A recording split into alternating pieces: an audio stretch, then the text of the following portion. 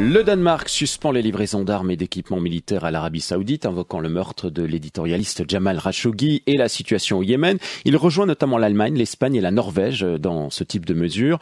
L'ampleur de l'indignation internationale contrarie une partie du leadership de l'Arabie Saoudite dans le Golfe. Le prince héritier, Mohammed Ben Salman, MBS, fait face à de nombreuses pressions qui pourraient altérer certains équilibres. Même les États-Unis ont officiellement demandé à l'Arabie Saoudite de terminer leur intervention militaire au Yémen et de lever le blocus imposé au Qatar il y a 18 mois.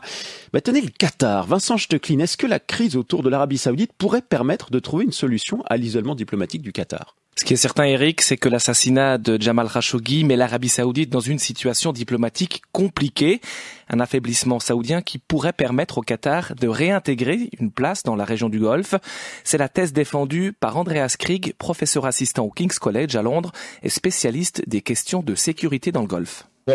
On insiste depuis mi-octobre au fait que les Saoudiens, à un niveau très modeste, essayent de dialoguer avec les Qataris pour trouver des solutions à cette grande crise dans le Golfe. Une solution pourrait être la réouverture de la frontière terrestre qui relie le Qatar à l'Arabie Saoudite, ce qui permettrait aux familles qataries de voyager librement entre les deux pays, ce qui permettrait aussi aux Qataris de reprendre le Hajj, le pèlerinage musulman à la Mecque. On pourrait même aussi envisager la réouverture de l'espace aérien saoudien qui permettrait à Qatar Airways de pouvoir traverser à nouveau le ciel de son grand voisin. On risque bien d'assister ces prochains mois à d'importantes évolutions sur ces trois questions parce que les Saoudiens semblent avoir envoyé des signaux aux Qataris, sous-entendant qu'ils seraient prêts à en discuter. Nécessité de rouvrir le dialogue, ce serait une conséquence positive des remous suscités par l'assassinat de Jamal Khashoggi.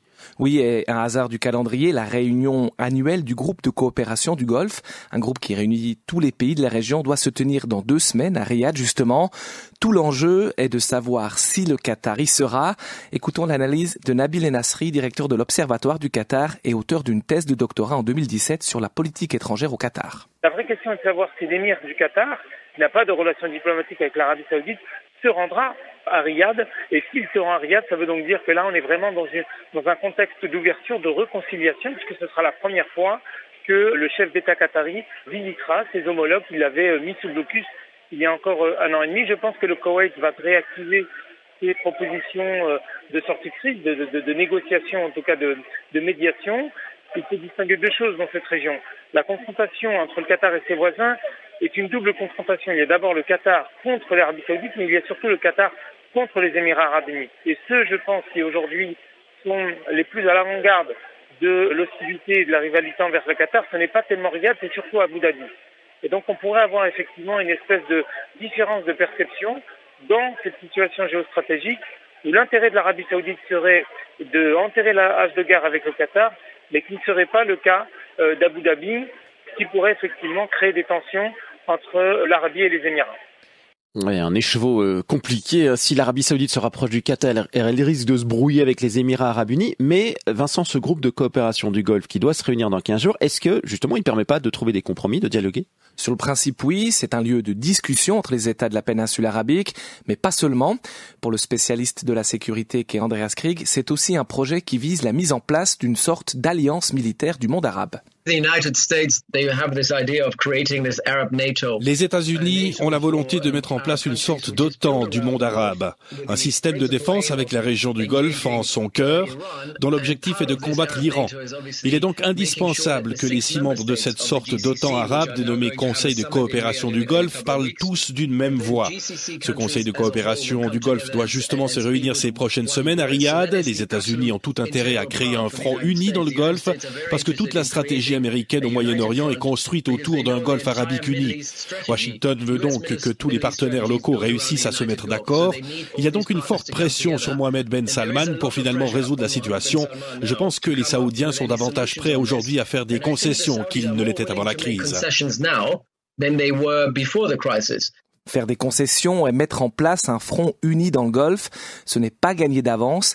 Les alliances y sont mouvantes, comme le souligne Nabil Enasri. Je pense qu'on est franchement effectivement dans la modulation, le caractère mouvement des alliances qui se font et se défont au gré des circonstances, au gré de l'actualité, au gré des intérêts conjoncturels des uns et des autres. Sur cette question du Qatar, je pense qu'on va aller à court terme vers une distanciation du lien entre l'Arabie et les Émirats, une situation qui n'est pas du tout évidente à l'heure où je vous parle, de poursuivre la confrontation avec le Qatar dans un moment où l'Arabie Saoudite a un besoin très important d'alliés, d'autant qu'il faut replacer les choses dans leur contexte.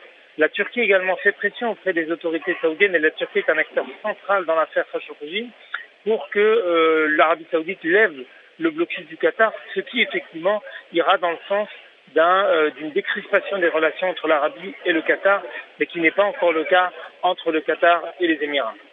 Alors va-t-on vers un assouplissement des positions des uns et des autres ou vers une crise du Golfe qui se prolonge ? Les prochaines semaines seront...